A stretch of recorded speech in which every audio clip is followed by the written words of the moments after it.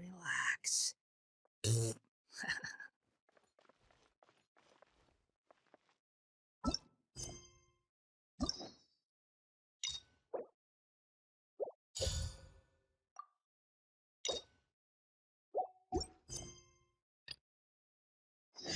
There's no need to exchange pleasantries.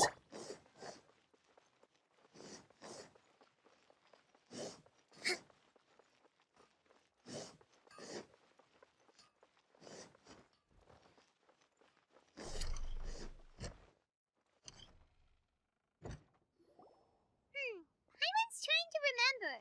What else did we put on our shopping list? Oh, what a mouth-watering smell. Paimon would know the aroma of biryani anywhere. Let's go get some. We can still add it to the list. Well, if it isn't the Traveler and Paimon. Wasn't expecting to see you here. Hello there. Oh, it's been quite a while. So you two are still hanging out together. Dehya, didn't you say last time that you were gonna head back to the desert? I said I was going to resign from being her bodyguard, not that our friendship was over. We're still the best of friends. The Homayanis also still post jobs from time to time. Their pay is always generous, so me and the other mercs never pass them up. I told Dehya to just stay at our place when she took one of those jobs a few days ago. My parents were delighted. They even said that it always felt like we were missing someone whenever Dehya wasn't around. That sounds like something they would say, all right. They're always so welcoming. Anyway, the job is already taken care of, so I was gonna head back to the brigade as soon as I finished a little shopping. But the master kept insisting, and I ended up staying for another day.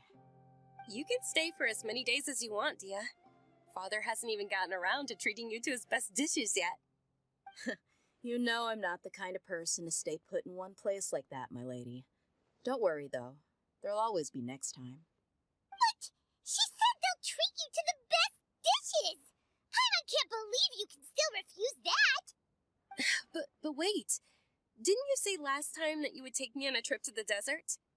Why don't you just take me with you today, when you leave? There are so many places I still haven't visited yet. I'm sorry, my lady, but no can do. There's still a few things I need to take care of back at the brigade. Besides, the desert hasn't exactly been the most peaceful place lately. Oh, come on. Not this again. That's also what you said last time and the time before that. I know, I'm sorry. Just give me some more time, and I promise I'll plan the best trip ever for you. All right, fine. To be perfectly honest, it's not that I wanted to go, it's more like I feel like something is off about you lately. Ever since you first set foot on the estate a few days ago, you've been acting anxious and even paranoid. Have you been delaying our trip because you've run into some kind of trouble? Nah, are you kidding? You're worrying too much. Would you swear on that? Friends shouldn't lie to each other, you know. I wouldn't pry any further if you're willing to swear on what you just said. But if something really is bothering you, then just tell me. You know I'll help you however I can. Oh, looks like Dunyarzad was onto something. You're too perceptive, my lady. Seems I can't hide anything from you. I just thought that nothing good could come out of telling you about the messy happenings of mercenaries. Knowing too much only leads to more trouble. Mercenary life is a dog-eat-dog world where Mora reigns supreme. Everything operates on a completely different set of rules. That doesn't change anything about what I just said, though. We're still friends, and I can only support you if I understand what's bothering you. My lady, you're not gonna stop until you drag it out of me, are ya? All right, I'll share what I know. Let's go somewhere else first. This isn't exactly the best place for a discussion. Okay, let's talk here. Just try not to draw any extra attention. As you may already know, the Eremites have both a lot of mercenaries and a complex organizational structure. Many mercs are no different than me, just going around looking for jobs to earn some mora. My brigade is called the Blazing Beasts. We're not a large group, but every member is loyal and brave. However, not all Eremite brigades are like mine. Some are willing to cross all kinds of lines for the sake of Mora. The most notorious is a faction known as Deshret's Relics. Deshret's Relics? Judging from the name, they must really look up to... Yep, you got it. I've heard that you've already crossed paths with Al-Ahmar. They're one of the groups under the Relic's banner.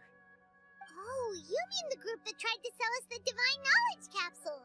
Yeah, they weren't friendly at all. Deshret's Relics is composed of many smaller brigades like Al-Ahmar. The Relic's headquarters issues orders to all brigades under his control. On any other day, I would want nothing to do with them. Unfortunately, though, the brigade that's stirring up trouble now is none other than Dekan Al-Ahmar. Dekan? I think it means beard or something. Believe me, it's a really stupid name. I found it insufferable for years. Anyway, the real issue is that Dekan Al-Ahmar is led by my father, Kusela. Say what now? I think I'm starting to understand your anxiety now. But what did they do? I won't go into details, my lady, but they've been involved in a lot of violent incidents. We're talking hundreds. Hundreds? Yep. The scenes tend to be quite gruesome, too. They strip the victims of all their valuables before murdering them. Not only have they targeted merchant caravans and ordinary citizens, but other mercenary brigades as well. That's beyond terrible. They won't even spare their own kind. I don't know how Deshret's Relic sees it. All I do know is that Dekan Al-Ahmar has become more and more aggressive over the last few years. If I don't do something about them, then even my brigade or the people of Aru village could become their next target. I just wish I knew what's driven him to do this. Yeah. How can your father do such terrible things? I don't know. People change. He's always been pretty pathetic. But at least in the past, there were still a few lines that he wouldn't cross. That's setting the bar pretty low. I mean, if he was even remotely decent, then why would I have to leave the brigade and cut all ties with him? He was loud and foolish, with no real sense of purpose. Instead of doing anything useful, he spent most of his time drinking and chasing after women. Of course, the other brigade members were just like him. Their ruckus would go on night after night. Sounds like a nightmare. What about your mother? Did she ever step in to stop them? Unfortunately, I never knew my mother. I'm sorry, Dehya. I didn't know. It's all right, my lady. That's pretty common in mercenary circles. Didn't I mention that my father was chasing after women? I was the result of one of those encounters with some random person. He told me that he wasn't sure who my mother was. And in any case, she never came to see me. He'd say, "You'll be fine as long as you remember to stick with Dad." But even then, he left most of the parenting to the brigade. The one thing I do remember is that he used to tell me stories. But the problem was that he had terrible taste. He only knew a few stories, and even those tended to be pretty stale. They were tales of desert warriors defeating dragons in the forest, or stories of mercenaries rescuing princesses from rebel armies. Sounds like your typical fairy tales. More or less, yeah. They were interesting maybe the first or second time around, but after about 20 repeats, they started to get a little dull. He seemed to think those stories were the best things ever, though. He was so into them that he'd call the whole brigade over and make them perform the whole thing as a play. Even the toys he gave me would all be story props. I'd get helmets, shields, and toy swords. It was only much later when I realized that the shows were more for him than they ever were for me. What an interesting guy. Yeah, I've always found him pretty childish. But that was something I could just shrug off. I had no reason to despise him. Until I grew up and learned the true face of Deshret's relics for myself. Looting, blackmail, violence, and fraud. They not only accepted such heinous acts, they would even openly boast about them. No one in the brigade was any kind of hero. Instead, my father and his cronies were more like the bad guys that needed to be taken down. Did they really think that as long as they didn't do any of that stuff right in front of me, I would never know? I think I can understand your feelings. The difference between perception and reality must have hit hard. Yeah, but don't worry, my lady. It's all water under the bridge to me now. I had a huge argument with my father and left that place behind for good. I'm not investigating them due to any bitter feelings I still have towards my father. I just want to protect those that are close to me. Yeah, I told the boys to gather as much information as they could. Most of the reports concern violent incidents, but there's also some talk of smuggling. I see. But isn't this investigation incredibly dangerous?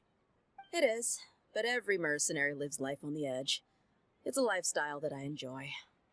That may be true, but it'll be impossible for those who care about you not to worry. Well, now you get why I didn't want to share any of this with you. What should we do? They both have valid concerns. Huh? But there's no need for you to get caught up in this mess, too. Well, he's super tough, so if he went into the desert with you, then Paimon bets the problem will be solved in no time. I'm inclined to agree. I'd feel a lot more at ease if you took him along to help.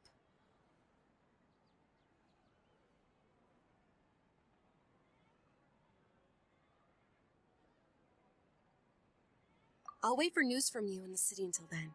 Please, stay safe. I'm honored that you care so much for me, my lady. All right, then let's get moving. Our first stop will be Caravan Rebot, where we can catch up a bit with my fellow mercs.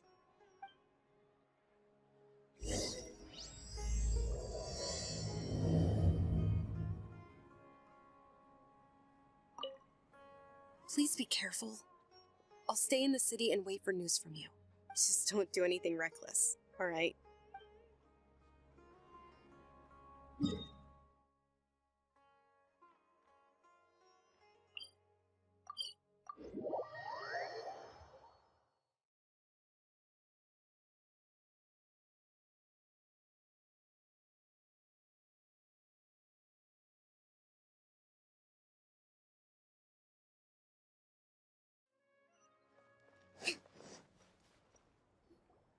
Hey, Dehya, you're back. Are these two friends of yours?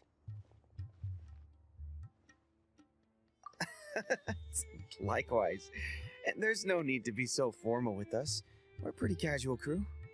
Anyway, since we've got a newcomer, let me fill you in on what the Khan Al-Ahmar's been up to lately.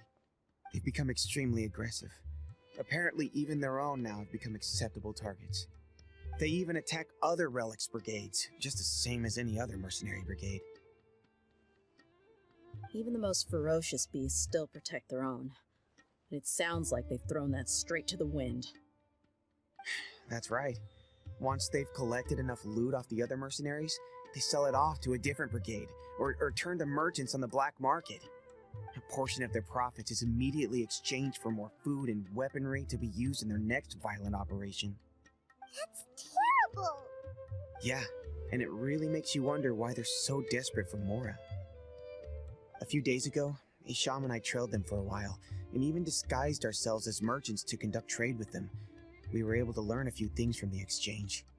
Rather than saying they're out to plunder and hoard Mora, it'd probably be more accurate to say that they're experiencing an internal power struggle. Wait, a power struggle? You heard me right. The vast majority of their victims are mercenaries from the other brigades of Deshret's relics. If their only goal was Mora, they could have gone after anybody. The targeted nature of their attacks points to a power struggle between the different brigades within the relics. That's the only plausible explanation we have. Unfortunately, we weren't able to find out anything more specific. It seems they're also trying to keep things under wraps. Oh, one last thing we discovered was that over the past few years, as the Khan Al-Ahmar became more and more active, Deshret's relics as a whole became a lot weaker. It sounds mighty strange to me too. Haroon, you can leave the rest of the investigation to us. Gotta say, though, I didn't expect you to go on a whole undercover mission during the few days I was gone. Sounds like you were really putting your necks on the line, no? Nah, it was nothing. We're just as concerned about the situation as you are. The Khan Al-Ahmar is your father's crew after all. What he said. Besides, Dehya, haven't you done more dangerous things than all of us combined? What we did is nothing compared to your experiences. Yeah. And while they went to talk with Khan Al-Ahmar, I took a look at the last camp they attacked. Any survivors of the attack were already long gone. There was nothing of value left in the camp. Ah, Hisham and Khalaf. You're here too. We rushed over as soon as we saw you come into Caravan Rebat. Although this new friend of yours looks a little green behind the ears, I'm sensing a special vibe from him. Now that we know you'll have a capable partner with you, we can also rest easy. Hey, what about Paimon? Feel anything special? Oh, you're also planning to tag along with them? Of course! Paimon is the traveler's most important guide. Wherever he goes, Paimon will follow. Oh, in that case, then you'd better take care of her too, Dehya. Don't underestimate Paimon! Don't worry about her. She may look tiny and helpless, but she's been through just as many battles as the traveler here. Even if she had only survived on sheer luck, then that alone would still make her quite formidable. I had no idea. I guess I shouldn't judge by appearances. Oh, one other thing, Dehya. When you're free, why don't you update the deputy about your upcoming schedule? We held another recruitment event a few days ago, but everyone only came to see the Flame Main. You weren't around at the time, so people were pretty disappointed to only find our crew of rough, unkempt guys. The deputy put a lot of effort into the event, but it was basically for nothing. Only a few people chose to stay, and that really got to him. Sorry to hear that. I'll be sure to bring him some great liquor next time. I left in a hurry and I couldn't make it back in time for the event. Gotta admit, I can understand their disappointment, though. You're our brigade's main selling point, after all. Now, if only the deputy could figure out a way to bring a few more smoking hot members into our ranks. Keep dreaming. Remember the last time I invited a couple gals into the brigade? You all just froze up with your mouths gaping like a bunch of scarecrows. The awkward silence and weird expressions left quite the impression on them. They were originally interested in joining us, but after that, they both told me they were too uncomfortable to stick around. Hey, didn't we agree to never bring that up again? Huh? Wait, are you serious? Why have I never heard about this? I don't think you were part of the brigade yet. Are you kidding me? I missed a once-in-a-lifetime moment like that and you weren't even gonna tell me? All right. We can tell you about it later. Now's not the time. Hey, don't you try to change the subject. You and Hisham get your butts over here and tell me everything right now. Are they always like this? More or less. There aren't many rules or graces when it comes to mercenaries. We're used to just speaking our minds. If someone starts getting under your skin, you just yell right back at them. And if that doesn't put an end to it, then you just challenge them to a fight. But we also don't tend to take many things too seriously. Being direct and getting it all out of your system as soon as things come up is better than keeping everything bottled up, never talking about it. That's also why I never spare their feelings when I talk to them. If I want to laugh, I'll laugh. If I'm angry, then I'll unload on them. It's hard to stop once you get used to it. Though, I can never do that when I'm with the Homiyanis. Hey, knuckleheads! Can you at least tell me the rest of the intel before you go back to your bickering? Yeah, you hear her, Khalaf? Told you we gotta focus on the investigation first. I drew up a map. Right here is the spot. There you'll find the merchant caravan responsible for getting rid of Khan Al-Ahmar's looted goods. All you gotta do is wait and ambush them in the evening. They'll have no idea what hit them. Perfect. Thanks for that.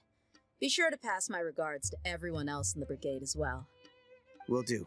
You stay safe, Dehya.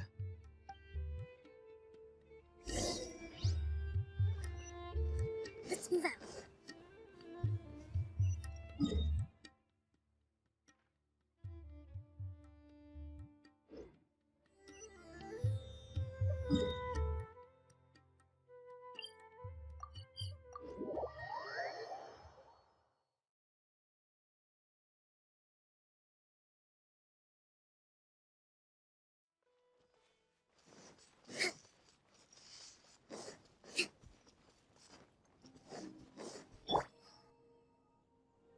This should be the place. Let's find a spot to hide and bide our time. It's gonna come down to a fight one way or another, so let's all be careful. No need to worry. He knows his way around a fight. I'm not worried about that. What I meant is that we probably shouldn't go too hard on the enemy. After all, we still need to get information out of them.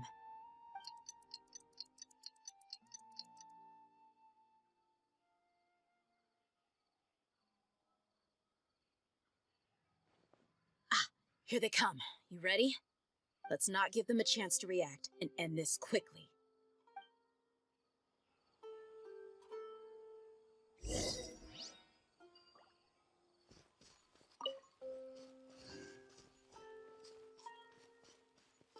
Buckle up!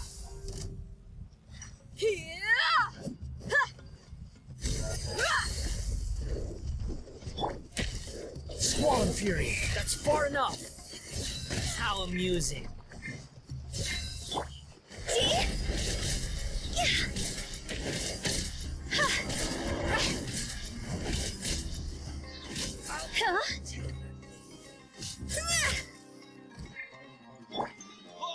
Look alive! Hi! Ha! Cha! Allow me. No touching.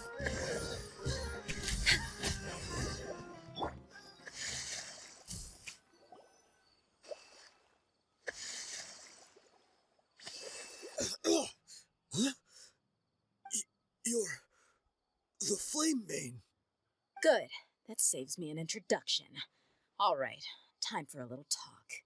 Are you buddies with Dekhan Al-Ahmar now? Tell me, what are they after? You know the code of being a mercenary just like everyone else. The first rule is to never divulge key information about our employer. What makes you think I talk? That might have worked on an amateur, but I know you're just looking to protect your reputation. Think about it, though. What's your reputation worth if you won't have the other tools you need to succeed in this line of work? Tools like, I don't know, your limbs or eyes? You've got 5 seconds. You might want to think twice about how much your employer's information is worth to you. Whoa! I'm not joking around. We can do this the easy way or the painful way. 2 seconds! I'll save you the trouble.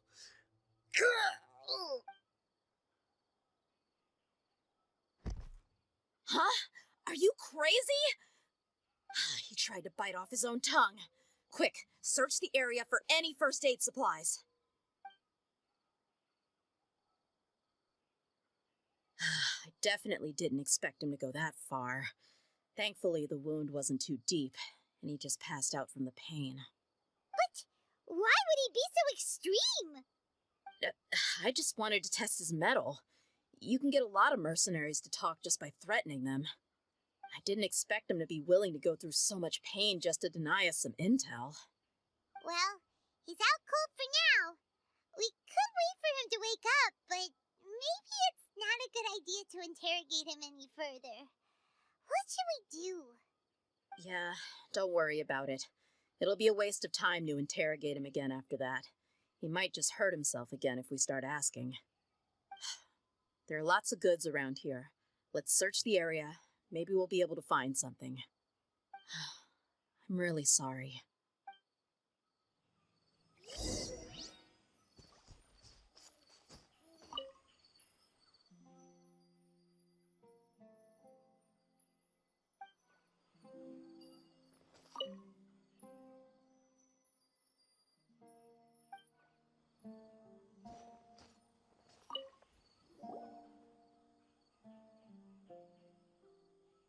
We found a piece of paper with a bunch of names on it. Maybe it's a record of something. Let me take a look. If this really is a merchant caravan, they should have a record of their transactions. Yep. I see an entry for Dekhan Al-Ahmar right here. Kusela, Idrisi, Bashar, and Takriti. All familiar names. Dekhan Al-Ahmar has been trading for a hefty supply of food, weapons, and medicine. It seems that in the past, they used to receive some canned knowledge as well. This caravan is just one link in their logistics chain. Once in the rainforest, the caravan will exchange the looted goods for Mora, and the funds will then be passed to a specific person. That person will then pack the caravan full of necessary goods, which will then be brought right back to Al-Ahmar. Wait, why is there no Mora value recorded for the final transaction? No value?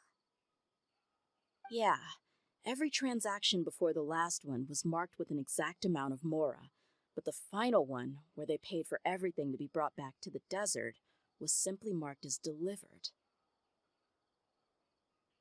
Perhaps, but they couldn't have known how much they would make off selling the loot. Do they not care about profit margins at all? Anyway, the next part's the records of the goods themselves.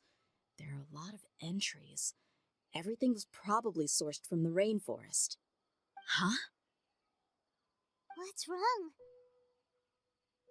Shazamon Homayani? Homayani? You mean Dunyarzad's family? Could it just be another family with the same last name? I'd be surprised to find someone with the exact same first and last name. Shazamon Homayani is Dunyarzad's father, and the head of the Homayani family. Just what the heck is going on here? I'm sorry, you're right. I'll consider what we found and not jump to conclusions just yet. But what this piece of paper confirms is that the Homayani family has been providing goods to Al-Ahmar. What if the Homayanis have been kept in the dark and don't know they've been trading with Al-Ahmar? That's a possibility, but if that was the case, why is this caravan specifically named Shazamon as their person of contact? They could have just as easily bought goods such as food and medicine directly from Caravan Rebot or Port Ormos. Yeah, funding violence and looting. The brigade gets the goods, and he is paid the proceeds from the sale of the loot. But why would he do something like this? It's not like the Homayanis are in need of money. I honestly have no idea. I've been to their estate many times, and I've never noticed anything suspicious. The only potentially large expenditure I could think of would be the treatment costs for Dunyarzad's Elazar. Maybe they borrowed a lot of Mora in the past? But that's still just a speculation. I don't think the master would stoop so low to make Mora. You're probably right. I know my lady's personality, and she wouldn't deliberately keep something like this from us. But what should we do now? All we found is just another mystery. If you ask me, we already have no choice but to confront her about this. I'm not worried. It's too early to make a verdict yet. I still have faith in the Homayanis. Let's go find my lady again. We'll tell her everything and see if she's willing to lend us her support. If we're lucky, we can not only figure out the mystery of this paper, but also follow the trail of breadcrumbs to the people responsible at Al-Ahmar. Dehya, are you sure this is the best decision? What if instead of getting the help we need, we just end up revealing everything we've discovered to the enemy? I've considered that possibility, but even still, I want to tell her what we found. I think I owe her that much. True friendship is built on trust. She showed genuine concern for me when we first brought up the topic. I can't repay her kindness with doubt and suspicion. That's not how I deal with people. You're right. Paimon wants to trust Dunyarzad too. Yeah. Let's pay another visit to Sumeru City.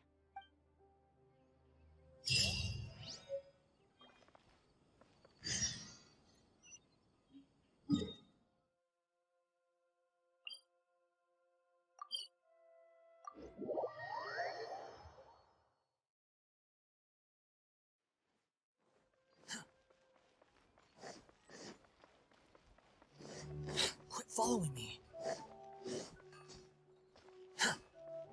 The wind rises.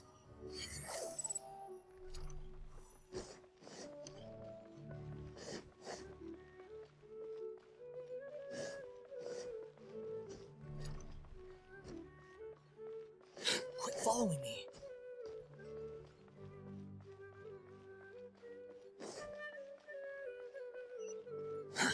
Too slow.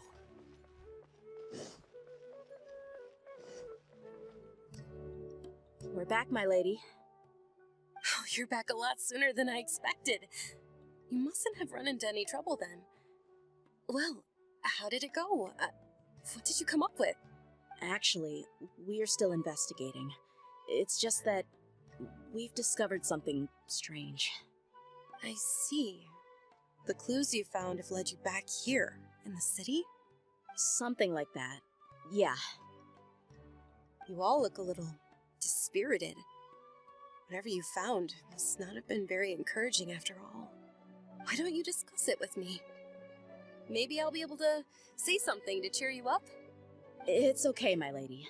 It's not so much about me being upset with my father or anything like that. How should I put this? So something is wrong. Even the Traveler and Paimon have been uncharacteristically quiet.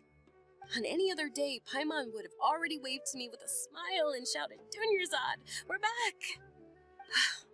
So tell me, what happened? Well?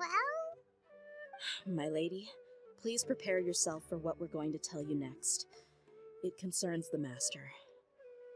The Master? You mean my father?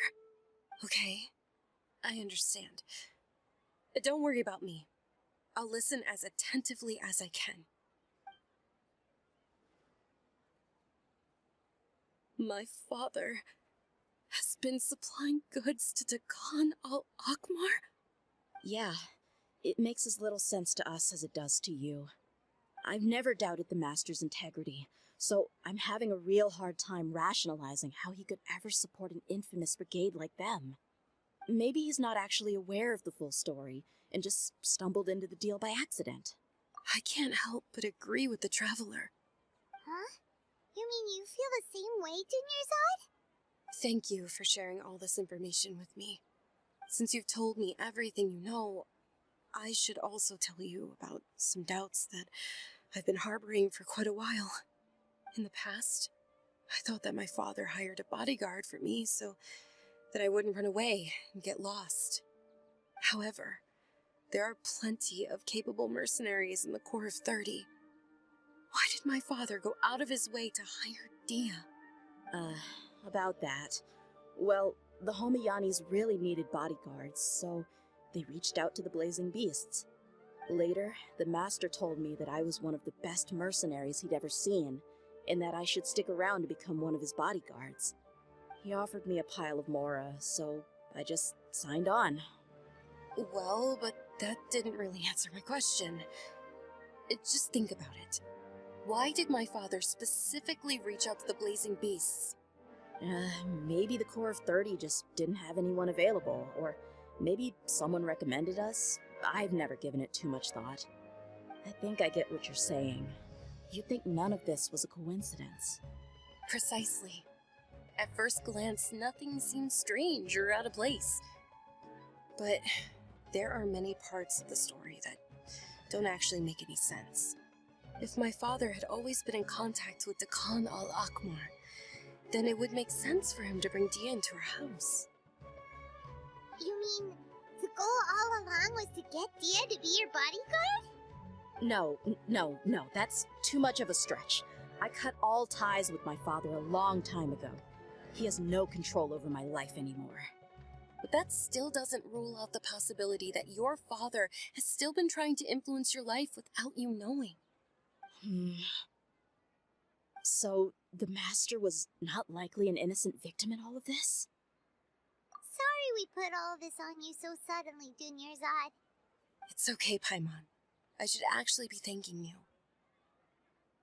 Regardless of his reasons, if my father has truly been funding a violent group of mercenaries, then it's my duty to bring him back to reason. But is that really the right thing to do? My father has committed many atrocities and deserves all the punishment that he has coming to him. I have zero sympathy for him. You may call me an ungrateful child, but my feelings will remain the same. However, The Homayani family has treated me with nothing but generosity and kindness. If we decide to investigate this further, we could end up implicating the entire Homayani family. I would be biting the hand that's fed me over all these years. Dehya. It's alright, Dehya. If anyone were to ask, you could always just say that I'm the one who instructed you to get to the bottom of this. You don't have to do that, my lady. I'm not conflicted because I'm afraid of taking responsibility. Besides, you're the one we should all be worried about right now. Hey! It's still too early to give up hope! What was the thing about friendship again? Right, yeah, trust! You said that yourself, Dehya! Besides, there's no point on getting all riled up before we've confirmed all the facts! Thank you, everyone. That makes a lot of sense. I guess I should always remember the trust that I've placed in people. In which case, my lady, could you ask the master to come out and have a chat with us? Sure thing. I also hope he'll be able to give us a logical explanation. Let's meet at the usual place then. Usual place? Ah, right!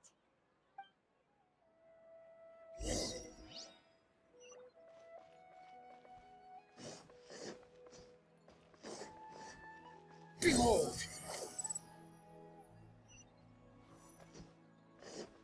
Quit following me.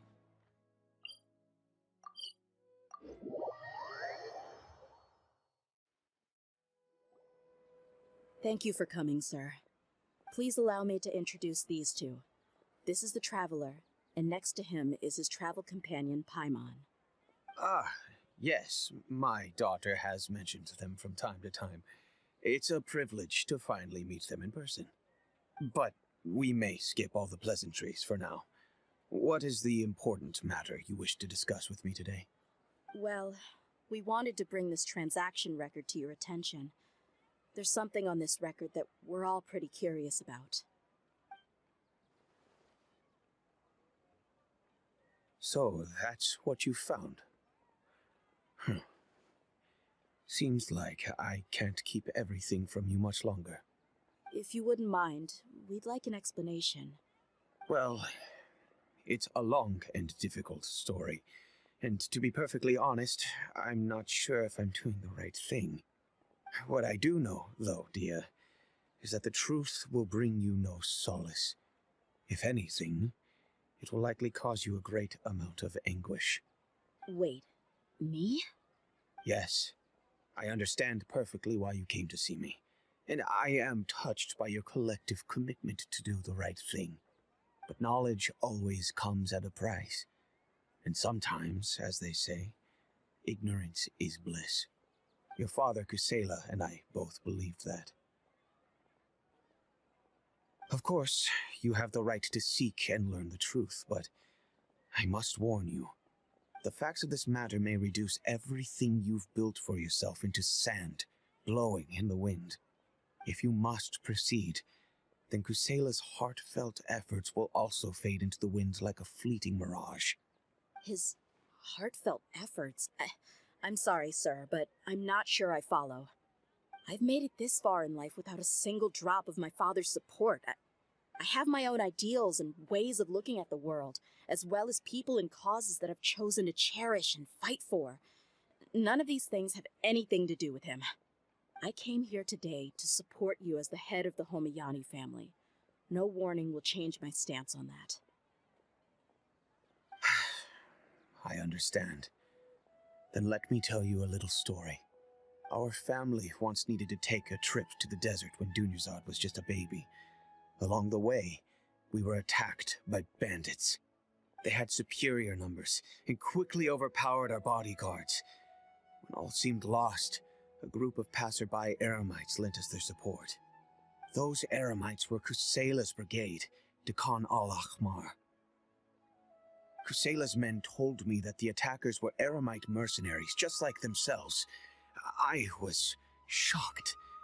Why would Deccan Al-Ahmar go so far to save us and not spare the fellow Eremites? Kusela was grinning and walked over to play with baby Dunyazad. She was startled by his unfamiliar face and nearly started crying. Really? I never knew. He said that he had no particular reason to help us. He just took pity on us because he had a daughter about the same age. We started talking about our children, and I sensed that he was a devoted father. To repay his kindness, I hired his brigade to help out at our estate for a time and offered everyone generous remuneration. So, that's what happened. It was many years before I saw him again. I almost didn't recognize him the next time he came knocking on my door. The man I knew to be strong and healthy had been reduced to a shell of himself. He couldn't even walk anymore without his cane. So, what happened to him? He was perfectly fine when I left the brigade. I'm not too sure myself. The only thing that didn't change was his cheery disposition. He said there was absolutely nothing to worry about and that he had gotten into a fight. That was all. He then suddenly asked me if Dunyarzad, now that she had grown, would need a bodyguard of her own. At the time, Dunyarzad was going through a particularly severe bout of her Elazar. There was no need for her to have a bodyguard when she could barely leave the house. But he kept coming back to the topic. Come on, it never hurts to be safe. How do you know a bodyguard won't come in handy one day? I was completely lost at first, until he recommended the Blazing Beasts, and in particular, a mercenary named Dehya. So he was the one who recommended Dehya to you. Indeed. He didn't say it out loud, but it was clear that he saw Deshret's relics as an evil group who would eventually corrupt every member in their ranks. He was already beyond redemption, but he hoped that he would be able to detach his daughter from the vicious world of mercenary life. If Dehya could stay in my house and keep working as a bodyguard, then gradually her affinity for the desert would decrease, and she'd be able to leave her previous life behind. And that's why you offered her such generous compensation? Yes, but not just because of that. From the moment that he asked me for that favor, I also began to see Dehya as my own daughter. And that's also why I tried to persuade you to stay when you asked for permission to leave. I was willing to spend however much it took. Kusela saved my daughter and I all those years ago in the desert. I could never refuse him entrusting his daughter to me. He was always like that, acting like he's oh so smart and self-righteous. Kusela said that he'd reimburse me for a portion of Dehya's fees. I refused to take any more from him, but he'd always sent me funds anyway. Eventually, I just accepted them as a token of his gratitude. And that went on for a while until I received another letter from him a few years ago. The letter contained a request to help him buy food, weapons, medicine, and even explosive materials. Wait! Isn't that around the time that Dekan Al-Ahmar started becoming more aggressive? That's right. When I started to hear some nasty rumors, I became wary. I wanted to meet him face to face to discuss things. But by then, he was no longer receptive to my requests to talk. If I had to guess, it's probably because he doesn't want to put Dehya at risk. That thought occurred to me as well. I figured that he probably came to me for help because he had nobody else to turn to. After some deliberation, I decided to send him some food and medicine. I turned down all his requests for explosives and weaponry. I am aware that even such a reduced gesture of support could lead to others coming to harm, but I could not simply reject his plea for help. In the end, it probably was the wrong decision. I plugged my ears to the rumors and just chose a solution that made me feel least guilty about myself. If you can, please tell me where he is now. None of the things he's doing right now make any sense if he's just trying to keep me from getting tangled up in his world. If all he wants to do is steer clear of me, then maybe he shouldn't have brought me into this world in the first place. Oh no. Dehya, please don't feel that way. I'm just angry because I can't wrap my head around any of his actions. Another way? I don't know. I knew him, and he was nothing more than a childish brute. I can't understand what's going through his head. But I guess you do have a point. We haven't uncovered the whole truth yet. We still need to figure out his exact actions and reasoning for these last few years. I'll do my best to help. Of course, anything between the two of you would need to be resolved between you and him alone. I don't know Kusela's exact whereabouts. Outside of supplying his brigade with some goods, I tried my best to avoid getting involved any further with him. However, there's a man on the list named Jawed. He used to be a mercenary in the desert and is now a member of the Corps of 30. He's responsible for supplying weapons and liaising with the Deccan Al-Ahmar's merchant caravan. I think he should know Kusela's whereabouts. I've heard that he likes to have a few drinks alone and enjoy the cool wind at night outside the tavern. Maybe you'll be able to find him there. Understood. Thank you, sir. Then I guess this is bye for now, unless... I'll stay and be with my father here. To be honest, I'm still a little dazed and haven't finished processing everything quite yet. My father has indeed done something wrong, but if I think about it, I'm also not sure if there was a right way to handle this problem. I feel like our only course of action is to turn everything we know over to the Corps of 30 and let them render judgment. Yes. I am prepared to accept whatever verdict they choose. It's time to face my mistakes.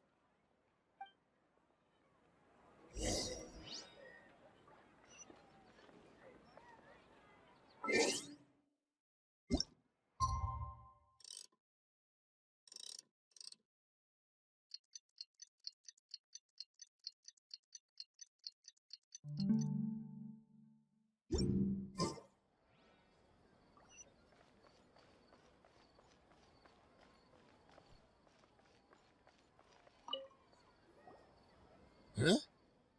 Who are you guys? I know what you've been up to. Smuggling weapons to violent brigades in the desert while working for the Corps?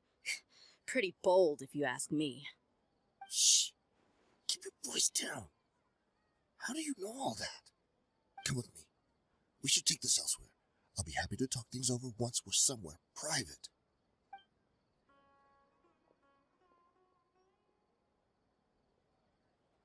This place should do.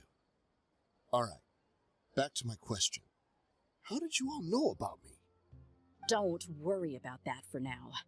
You know what kind of punishment you'll face once we report you to the Corps, I assume. Wait, there's no need to jump the gun. Let's talk this out. What are your terms? So what's in it for you anyway, Mora? Well, I was a little tight on money at the time, and Kusela took good care of me in the past. I weighed it in my mind, and I couldn't find a reason to turn the opportunity down. I wouldn't only be helping my benefactor, but I could also make some quick Mora. Let me tell you how it is. We're investigating Deccan Al-Ahmar, and we're gonna put an end to their operations. If you provide some help for us, then we might just put in a good word later to reduce the terms of your punishment. Hey, why don't we discuss this a little first? Listen, I made quite a bit of Mora from my last run. You just give me a number, and I'm sure we can... Shut it. My patience is running out. You should know when a mercenary is after something other than money. All right, sheesh. But you gotta promise you'll put in some nice words for me later. They're always on the move. Here's the spot they were at the last time I made my delivery to the desert. Feel free to go have a look. I'm just telling you though, it's not on me if they're not there anymore. Sure. And then you can forget about any nice words from us. Hey, come on. Now you're just being unreasonable. Really? And how do I know you're not leading us straight into a trap? Don't forget, you're the one with no bargaining chips. All right, I get it. Why don't you go take a look, and if they're not there anymore, I'll try to figure out something else for y'all. Now that's more like it. Let's move. And as for you, try to stick around the city until we get back. You don't want us to call the folks from the Corps and have them drag you back to the city.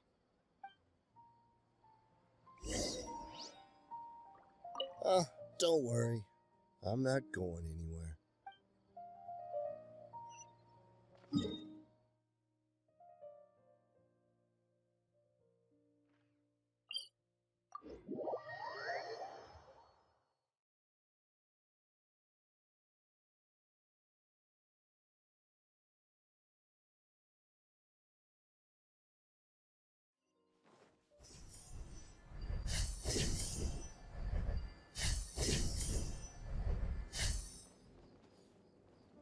Squall and Fury.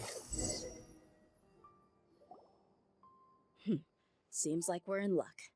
That should be their camp right up ahead. Let's go. We'll finally get to the bottom of this ourselves. I'm here to see Kusela. Tell him to get out here. Dehya, why are you here?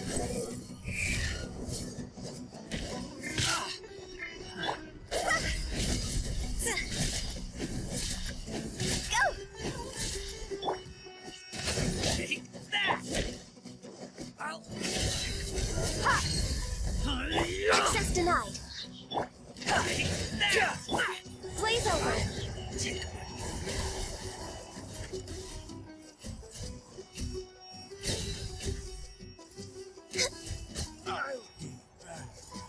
Haven't you all done enough? Oh, so are you also here to stop us? Stay out of this. It's got nothing to do with you.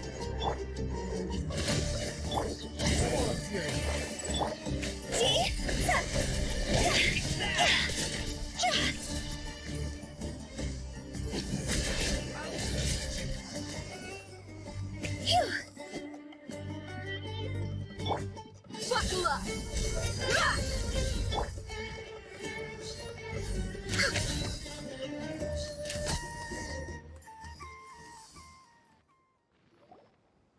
Oh, she's so strong.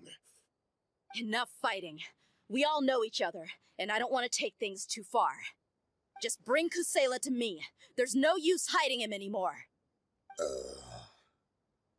Did you understand a single word I just said? Or do I need to bash your skull in some more? All right, everyone, let's all just calm down for a second. Dehya, the boss can't come out and see you anymore. He died a long time ago. What? Seems like you've been out of the loop for a while. Guess that's for the best, though. At least, that's what the old man wanted. When did he die? What happened to him? A few years ago, Kusela broke up Dakan Al-Ahmar and went to the Deshret's Relics headquarters by himself. So is that when you guys started acting up? We would prefer to call it taking revenge. Every last person in Deshret's Relics must pay in blood for what they did. Let me start from the beginning. Dehya, do you know how the head of the relics maintained order internally? Overwhelming strength and unquestionable authority? Those were a part of it, yes. But just those on their own weren't enough. They had another tool at their disposal. They called it a person's record. Regardless of whether they joined by their own will or were coerced, every person in Deshret's Relics were forced to leave a record of themselves at headquarters. Whether it be their deepest sin, some unforgivable act, or their most immoral exploit, the record served both as a symbol of loyalty and the perfect material for blackmail. That's precisely it. Every one of us have a record. Me, Bashar, Tikriti, and all the boys who grew up with Dehya and ended up joining our ranks. But you, Dehya, you were never asked to provide a record, were you? I never even knew this was a requirement. You were probably the only person in all of Deshret's Relics who didn't know about it. Ever since you were born, Boss had been trying to shield you from this organization's sinister rules. Not only that, but he also banned all of us from committing any nefarious acts. He said he'd take care of the dues we had to pay regularly to headquarters. But in the end, he was just an ordinary person. What could he do? He was forced to go to headquarters again and again to account for missed dues and incomplete records. He'd come up with all kinds of excuses and get beaten up as a result. We all knew he was doing that for you. He wanted to get you out of this world, no matter what it took. And that's why he became a shell of himself and couldn't walk without a cane. Wait, but that doesn't make any sense. I didn't know about any of this, and I'd never seen him get injured or beaten. Because you were too young at the time. How would you ever tell between wounds from a beating and wounds from battle? When you left home after that final argument with him, he seemed to age by a decade overnight. Even his hair went gray. So, even the blazing beasts were... Yep. It was all his doing. Had he not arranged them to come to you, you probably would have been reduced to a pulp before you ever left the desert. A few years ago, Boss said he needed to make another trip to headquarters. He was already pretty weak then, and we all assumed he was going to get beaten again. I suggested that he hand the role of leadership over to me, but he said there was no longer any need, since the Khan Al-Ahmar would soon be no more. His words made no sense to me, but that night, we heard that a massive fire tore through headquarters and razed everyone's records to ash. Everyone gained their freedom that night. Many members fled, not just from our ranks, but from the other brigades as well. But how could we leave with a clear conscience? All of us who knew exactly what had happened. The boss can't have just died for nothing. Those heartless jerks at headquarters took him from us.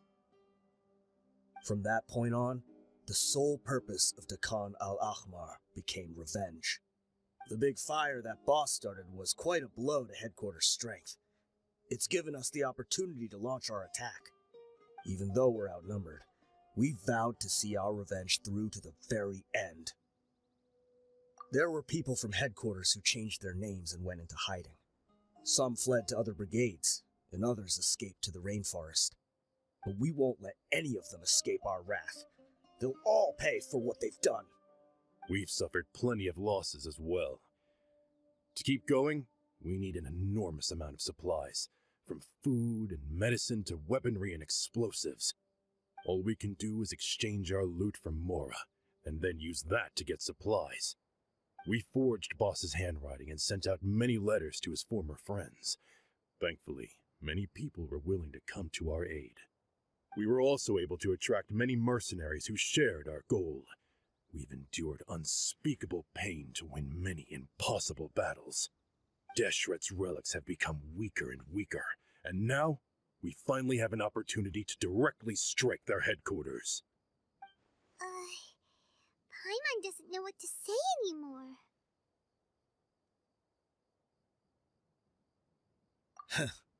We do know right from wrong, but we were sinners from the very beginning. We do not deserve the freedom that the boss won for us with his life. Boss always loved his old-fashioned hero stories. Those tales about sacrificing yourself to save the world. We used to always laugh at him for it. But in the end, he really went and lived those stories out himself. As for me, I never considered myself a hero. We're all the lowest of the low. We have no right to even imagine such an existence. But maybe those hero stories he liked foreshadowed everything that was to come. The spirit of the hero touched all those he had saved, and more people joined his cause. Maybe we were all just acting along with the play in the beginning. But as we acted the parts and recited the lines, we were drawn in. And now, we want to see the story through to the end. I'm sorry, Dehya. I know you always found us insufferable ever since you were young. Just think of this as a madman ranting. I'll go with you. Huh? Dehya? You want to go with them? I grew up with these guys, and I know they're not bad people. It's just that some situations get so bad that it's difficult to tell good from evil. All I know is that Deshret's relics must be destroyed. Furthermore, I want to go see the place for myself. I want to know if my father is still there. I know you don't want to get involved in this, so there's no need for you to tag along. I can do this on my own. Yeah, Paimon feels like we'd only regret it if we don't see this through to the end. Thank you. We'll be a lot stronger together with you. I bet Boss would lose his mind if he ever knew you'd join us at the very last moment like this. Considering all the losses and injuries we sustained, we can't afford to turn down someone as powerful as you. He can think whatever he wants. But the fact is, I owe him this much.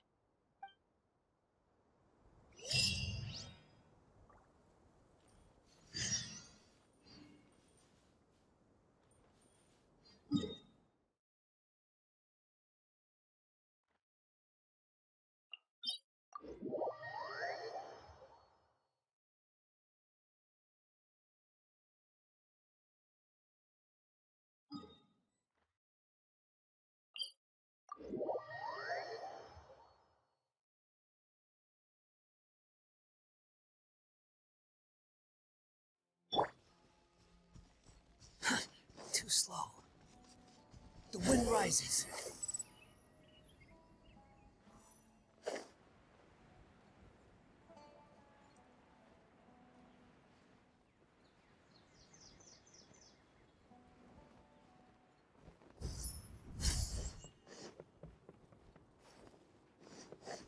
Behold!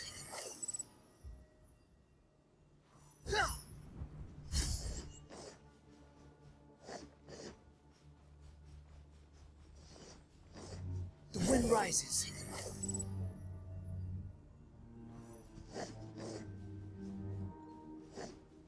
Quit following me. Too slow. Quit following me.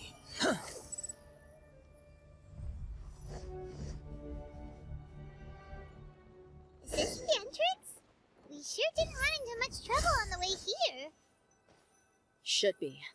I don't think they have enough manpower left to post guards and defend their perimeters.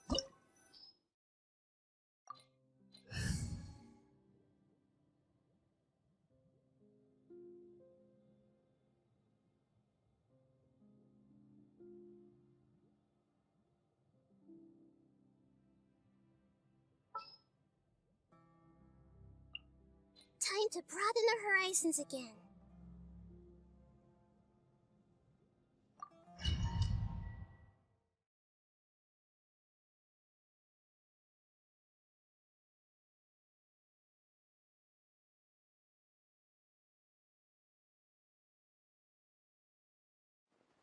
Wow. Paimon didn't expect it to look like this on the inside. They should all be holed up in here. Don't know how many people they've got left, though. Who cares? We'll round up all of them. Still, we should be careful. Even if they've only got one shot left, it could still take us out. Yeah, we'll know what they're really capable of once we've landed some hits on them. Deshret's relics may have been a force to be reckoned with before, but their name means nothing now. Yeah, they don't stand a chance with you here. I'll take the lead. I've been here once before.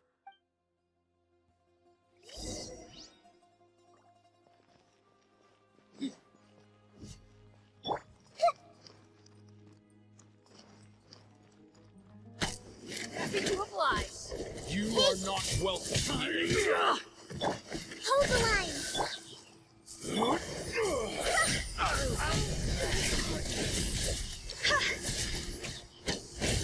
How regretful. Time to go. Let's get it on. Need.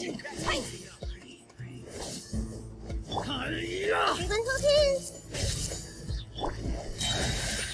This is long overdue. I'm getting sick of Dead meat. This way, follow me. We're almost there.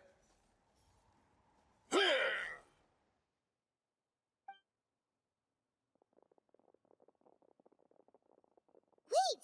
They went charging ahead without checking for any traps! Hey, you guys okay? It seems like we just got trapped in here. Don't think we triggered anything else. Watch out, the enemy's coming from ahead. Well, now that things have come to this, seems we'll have to fight our way through. Don't worry about us. We knew something like this could happen. Go and take a look around. There could still be another way through. Let's go! We can't let the boss down! Let's check if there's another way! The sooner we can make it through to help them, the better. Let's see. I think I see a way through over there, but it's being blocked by something. Let's try our luck with that mechanism. Okay, let's...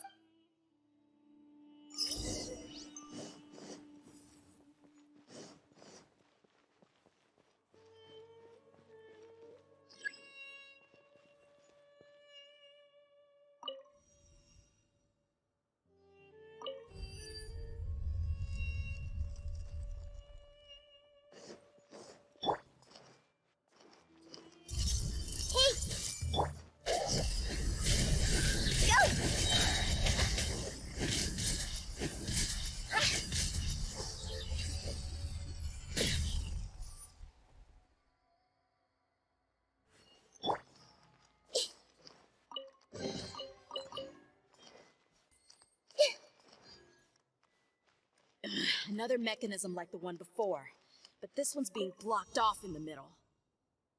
We just need to adjust it a little.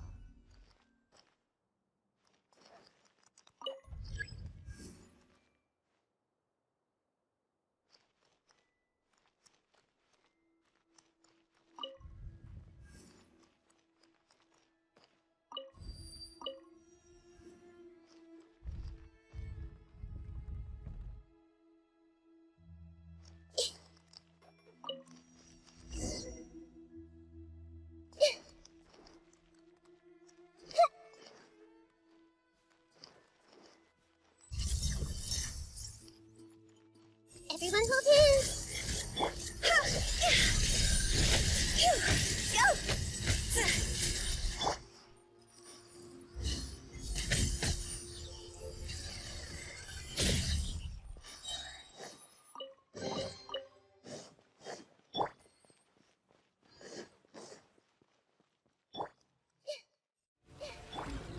For Rex Lapis!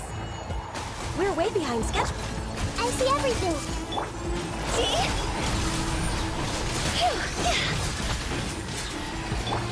Allow me.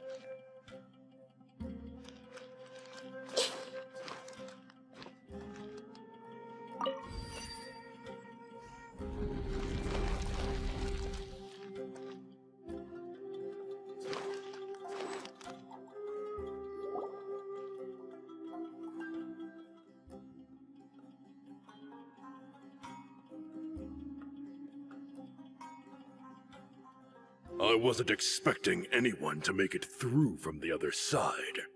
But as a desert dweller, I suppose we should be used to our folks defying all expectations. Don't waste your breath.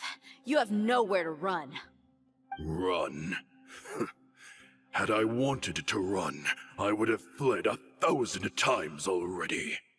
I witnessed the golden age of Deshret's relics. Even if I could leave this place behind, all that awaits me now are endless days of humiliation and ruin. Even now, my brothers and I still believe in one thing. The greatest should never live to remember their fall. So you want to go out in a blaze of glory? Let us draw our weapons! We will show them the true power King Deshret bestowed upon his followers. They are but two, while we hold within ourselves the entirety of the relic's glory. Wave 1, charge! Eliminate them! Rest and rebuild! Make yourself a move! I'll take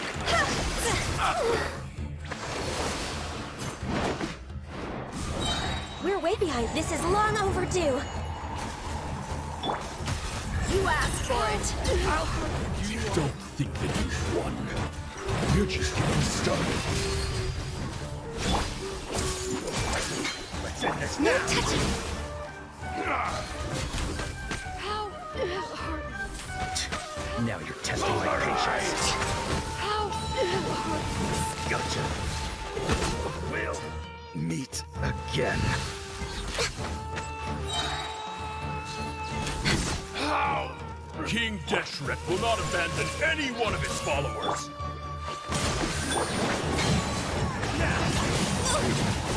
Born of ice and frost. Now you're testing my patience. We'll meet again. How? You're dead meat! Brothers! With me, this is where we'll prove our fate. You all just want to die? None of us plan to leave this place alive! We're way behind. This is long overdue. Where do you think you're going? Goodbye. The Temple of Wisdom! Let's move out. Access denied. The golden slumber. The commander has finally fallen. But they're still coming at us! This place is like a gladiator's ring. They just keep coming no matter how many we beat! Yes, keep fighting! There's no need to fear, and no need to back down! This is our last stand! When the next wave comes, try to draw away their attacks. I'm going to see if I can take out that high platform.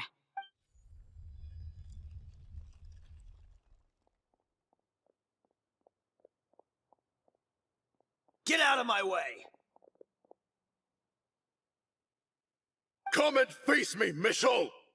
Ugh, so they've broken through the front as well. Apologies, Lord Michal. They fight like absolute madmen. No matter how much we throw at them, they just keep coming for more.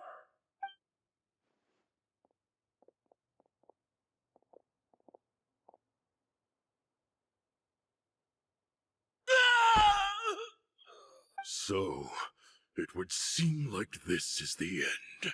Time to pay for everything you've done, Michel.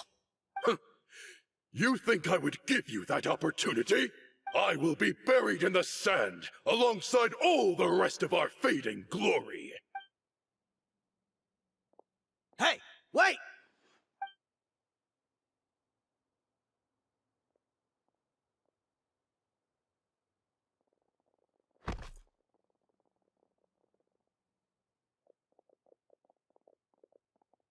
We were too late. It's over. There's no more need to fight.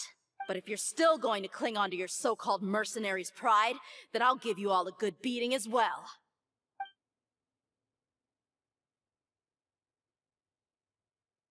Hey, Dehya! I found the mechanism. I'll get you all back up here right away. Let's go.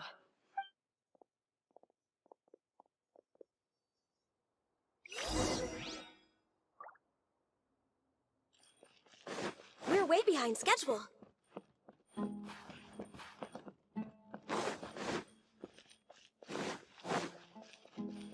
Healthy body.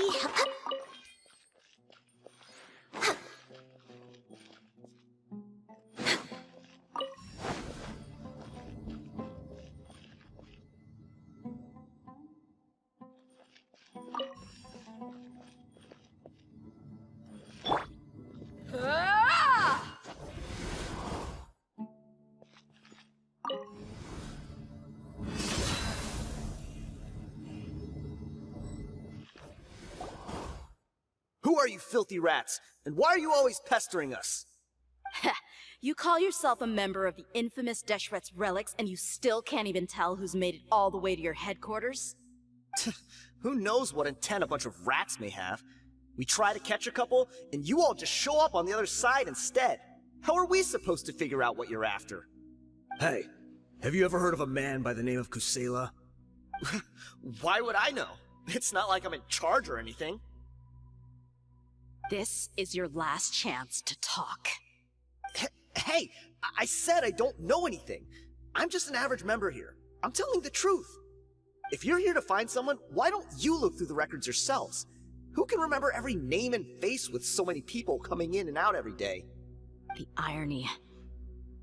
His life became a light for so many, yet to others, it wasn't even worth remembering. Where's the records room? Answer me! It's right over there. All the files are in there. You can go through them as much as you want. It's not like any of them still matter anyway. I mean the old records room. The old records room? You mean, the one that got burned down? Kusela. Ah, yeah, I remember him now. The guy who could hardly walk. Watch your mouth. That's our boss you're talking about. He was definitely faking it. We all let our guard down as soon as we saw him come hobbling in. But in the short time it supposedly took him to take a dump, he'd already gotten away and started a fire in the records room. He couldn't have possibly outrun us if he wasn't a fraud. And after that, Deshret's relics fell into complete disarray. Stop wasting our time. Every one of us here is perfectly aware of what he had done. Tell me, where is the old records room? It's just over there. Go see it for yourself if it means that much to you. There's nothing left in there but ashes. No human could ever survive that kind of inferno. Bashar, Tikriti, let's go. We'll leave the others here to guard these guys. Spare them no mercy if they try anything.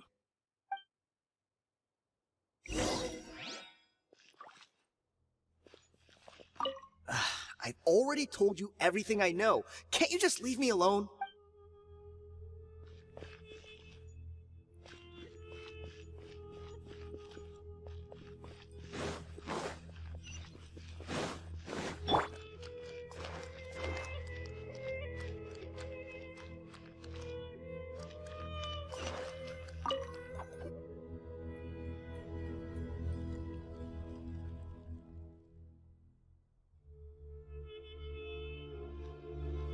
So, this was his final destination. How did he do it? Getting past all the guards with a limp and sneaking in here to start a fire? If he was nimble enough to do that, then he must have been able to get out of here after starting the fire, right? Dehya. I'm sorry. I know it's just wishful thinking. Let's look around. Maybe we can find something that's been left behind.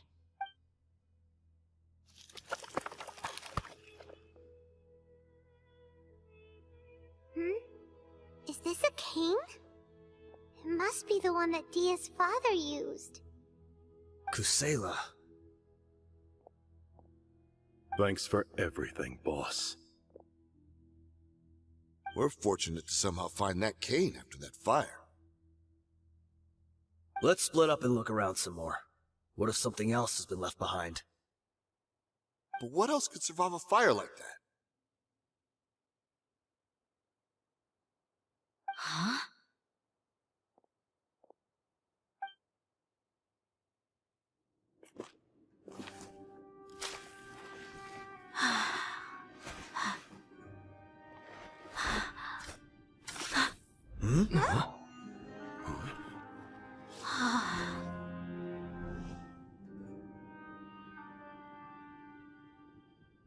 so.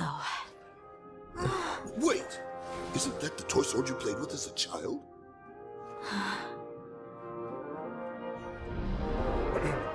The dragon is no more, for Princess Dehya has slain it.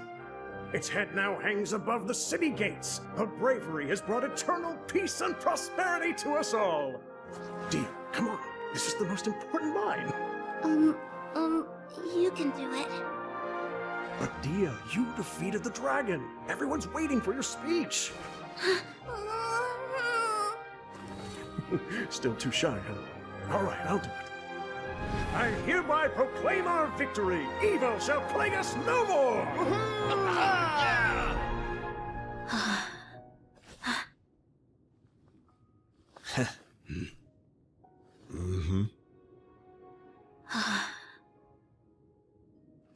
I hereby proclaim our victory.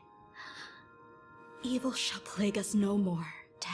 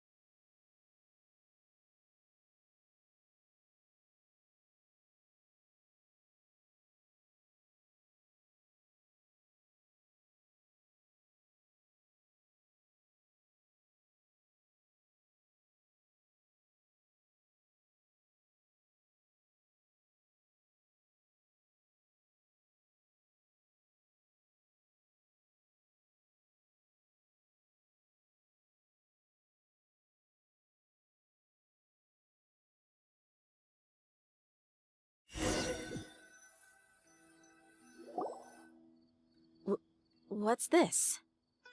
Don't you remember? You asked Paimon what she would do if she were to wake up tomorrow with loads of money. And Paimon said that she would get boatloads of tasty snacks. You looked super confused at the time, but said it was an adorable thing to say. These opportunities don't come by often. So today, Paimon's gonna treat you to a special crash course on Paimon's life philosophy. Hey, come on! Paimon's not that stingy. Anyway, the point is that you should eat to your heart's content. You'll feel better for sure once you've gotten something in your tummy. Dunyarzad will also be here shortly. She's already heard that we're back. Aw, thanks you two. Honestly, this is very unlike me. I just had a lot on my mind on our way back, so I didn't know what to say. My chest was filled with all kinds of intense emotions. They just shook me even more than all the feelings we've shared during our previous adventures. But when everything came to an end, those emotions also vanished without a trace, and I was left feeling more empty than ever before. It was as if I'd lost the thing that was most important to me. Yeah, you're right. To many mercenaries, Mora is the most important thing in the world. But perhaps to us, it's the most worthless thing of all. Idrisi and the others all used to say that they would quit if there was no Mora to be had. But when it came to avenging my father, there was no Mora to be made anywhere. My reality shattered when I found out that the father who always told me hero stories was in fact a bad guy. But look at me now. Am I any different? Despite all my promises about never forgiving him and never trying to understand him, I still went to such lengths to find out the truth and nearly even shed tears for his sake. We're hypocrites. All of us. Yeah, you're right. It's just a pity that we often only recognize our true feelings after it's already too late. You're back! Are all of you all right?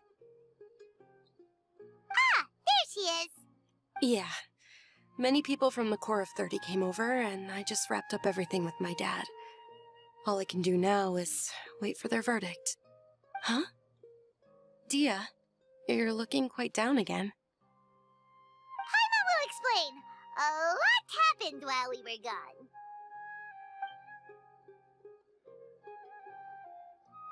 I'm sorry.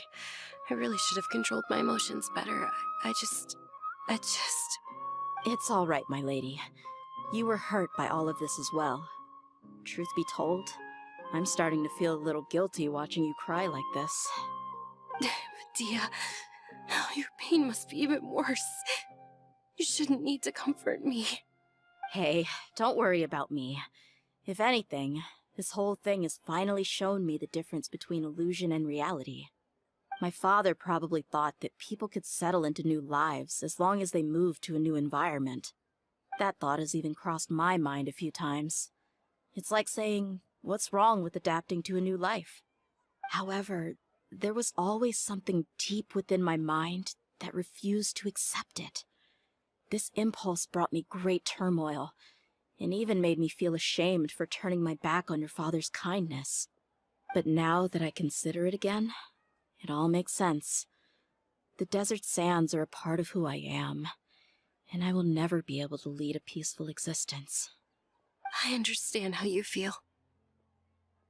That doesn't mean I won't be making any changes to my life, though. As an example, I'm now thinking about taking on some small odd jobs. It's just like Idrisi said. I also want to catch up to my father and become a character in his play. Even if the ending of the story may be childish and ridiculous, it won't really matter.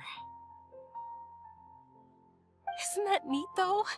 Oh, you'll be a whole new kind of mercenary, one that's not out for Mora. Why don't we go for a change of scenery once we finish eating? What about stopping by the Grand Bazaar again? Right. You said you wanted to get a rug for your family. We'll come along too. I can't thank you enough for taking care of me this entire time.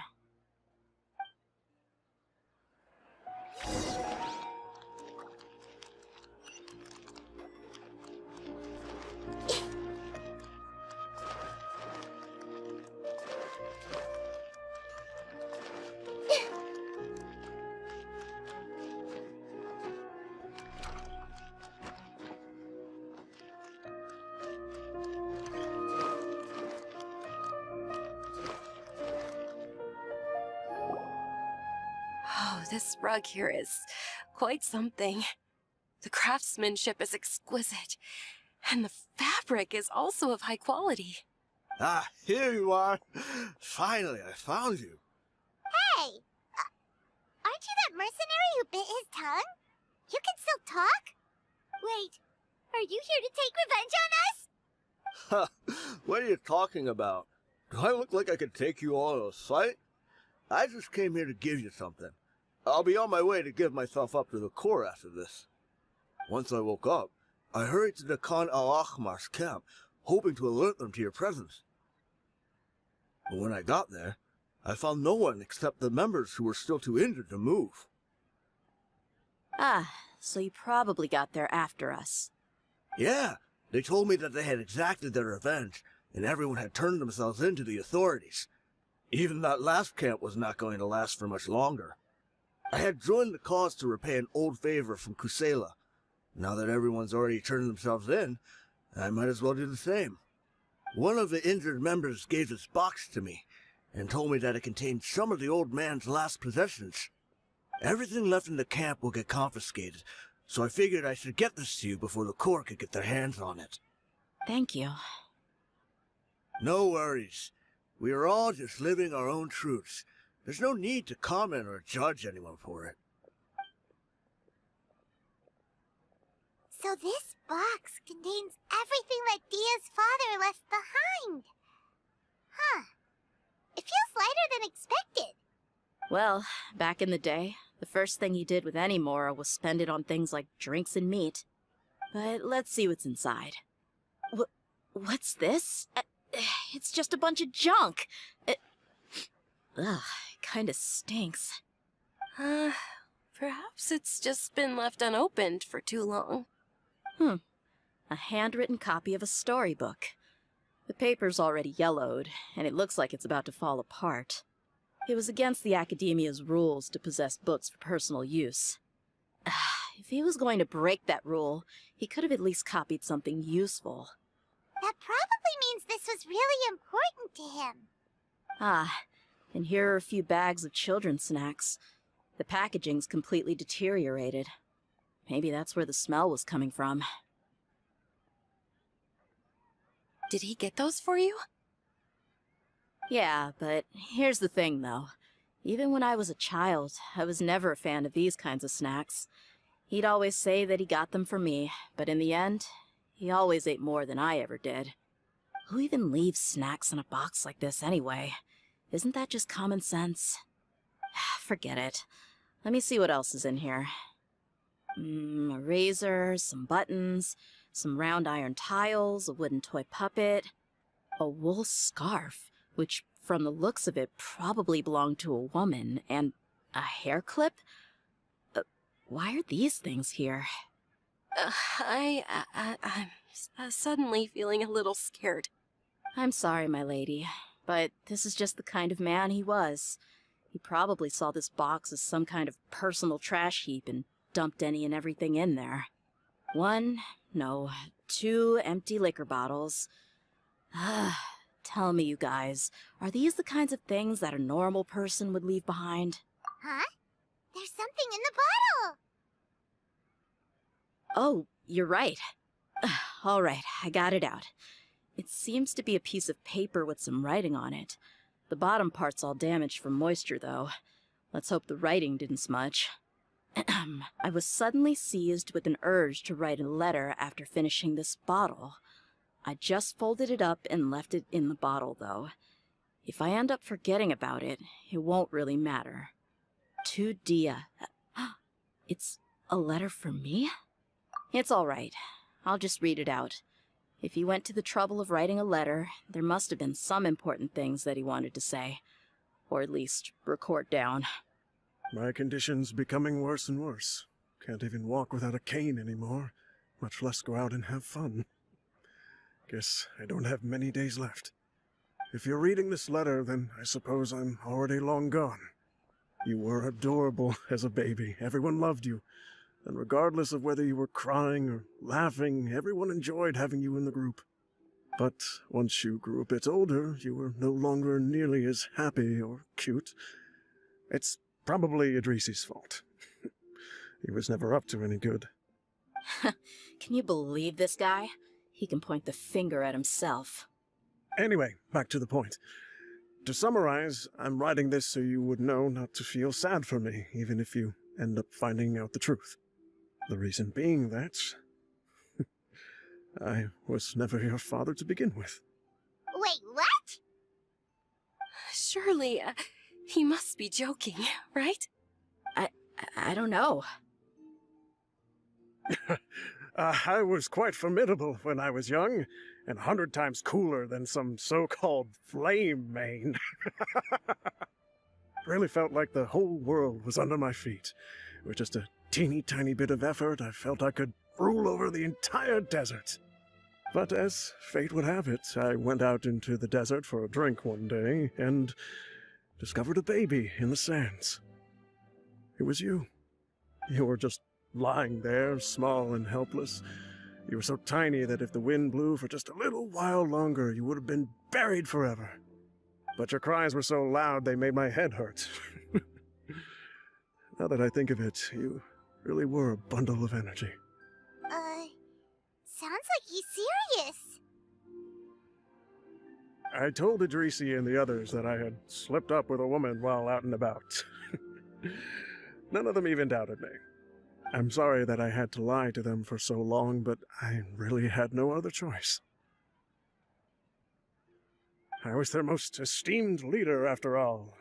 It's not like I could just tell them that I suddenly wanted to play at being a father. At this rate, I'll puke up all the liquor I just drank from this bottle. Anyway, Dehya, you possess the kind of freedom and kindness that we could only dream of. As far as how you should live your life, that'll be up to you to decide. That's the end of the letter. In the end, he was still thinking of me as a little child. I suppose, or I would have suffocated under the sand a long time ago. He was a good father to you. The fact that he wasn't a blood relative doesn't change that. Yeah. It's just a pity that we had to learn the truth of everything like this. Do you already have some ideas about the decision that he wanted you to make? I do. If he first found me alone in the sands, then I want to try my hand at finding the person who abandoned me. I just have one wish. To tell them a story. That there once existed a childish and foolish jerk with a heart of gold. And that only under his care was I able to grow and mature into the person I am today. If you end up finding any leads, can you share them with us? We go on adventures all the time. Maybe we'll be able to find some information for you. Sure, I appreciate it. I wasn't expecting you to be so enthusiastic. I'll help too. Thank you. All of you. Thank you so much. My life has certainly had its twists and turns, but I've always considered myself lucky. Because no matter where I've gone, I've always been surrounded by incredible kindness.